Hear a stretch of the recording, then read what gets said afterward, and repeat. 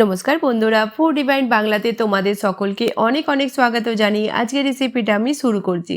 আজকে আমি তোমাদের সাথে খুবই টেস্টি একটা সয়াবিনের নাস্তা রেসিপি শেয়ার করব। এভাবে তোমরা একবার অবশ্যই বাড়িতে বানিয়ে দেখো, আশা করছি ভালো লাগবে। তো আজকের রেসিপির জন্য এখানে আমি 1 কাপ সয়াবিনকে গরম জলে 5 মিনিটের জন্য ভিজিয়ে রেখেছিলাম। সয়াবিন যখন আমাদের ভালোভাবে সফট হয়ে যাবে তখন আমরা ভালো করে নিগড়ে নিয়ে নেব। সয়াবিনেতে দেব কিছু মশলা। দেব এখানে 2 চামচ বেসন,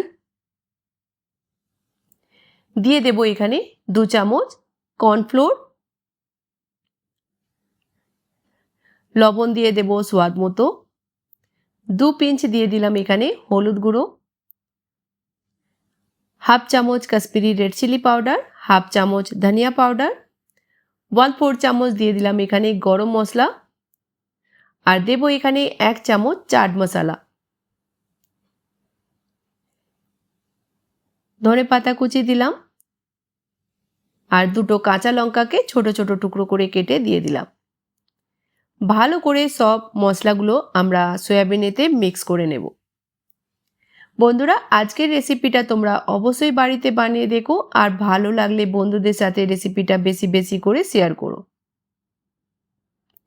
তো দেখো, ভালো করে এভাবে আমরা মিক্স করে নেব। তো ভালো করে মিক্স করে আমি 2 মিনিটের জন্য ঢাকা দিয়ে রেখে দেব।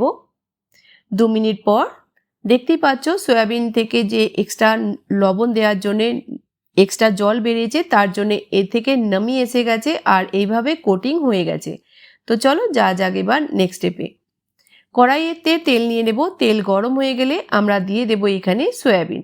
একবারে অনেক বেশি আমরা দেব না, এইভাবে এক এক করে সয়াবিন দিতে থাকবো। আর মিডিয়াম ফ্লেমেতে গোল্ডেন ব্রাউন হয়ে যাওয়া পর্যন্ত আমরা সয়াবিনগুলোকে ভেজে নেব। তো গ্যাসের ফ্লেমটা মিডিয়াম করে দেব, আর এইভাবে আমরা নেড়ে চেড়ে ভেজে নেব। তোমরা একবার যদি এইভাবে সয়াবিনটা ভেজে খাও, তোমরা বারবার কিন্তু এইভাবেই নাস্তা বানিয়ে খাবে। এটা এতটাই টেস্টি তৈরি হয়। বন্ধুরা, আজকের রেসিপিটা তোমরা কোন শহর থেকে বা কোন গ্রাম থেকে দেখছো আমাকে কমেন্ট বক্সে অবশ্যই জানিও। তো দেখো, 3 থেকে 4 মিনিট হয়ে গেছে সয়াবিনকে ভাজতে, কিন্তু আরও 2 মিনিট আমরা এগুলোকে ভেজে নেব যতক্ষণ না খুবই সুন্দর একটা কালার চলে আসছে।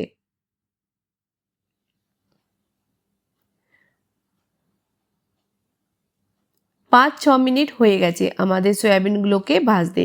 দেখেই বুঝতে পারছো খুবই সুন্দর কালার চলে এসছে। এগুলো ভাজা হয়ে গেছে, তুলে নেব। তো এভাবেই আমরা বাকি সয়াবিনগুলোকেও ভেজে নেব। তো বন্ধুরা, রেসিপিটা বাড়িতে বানাও, খাও, তারপরে বলো তোমাদের কেমন লাগলো। ভালো লাগলে অবশ্যই বন্ধুদের সাথে বেশি বেশি করে শেয়ার করো। তো নতুন কোনো রেসিপির সঙ্গে আবার দেখা হবে। ততক্ষণ খুব ভালো থেকো, সুস্থ থেকো।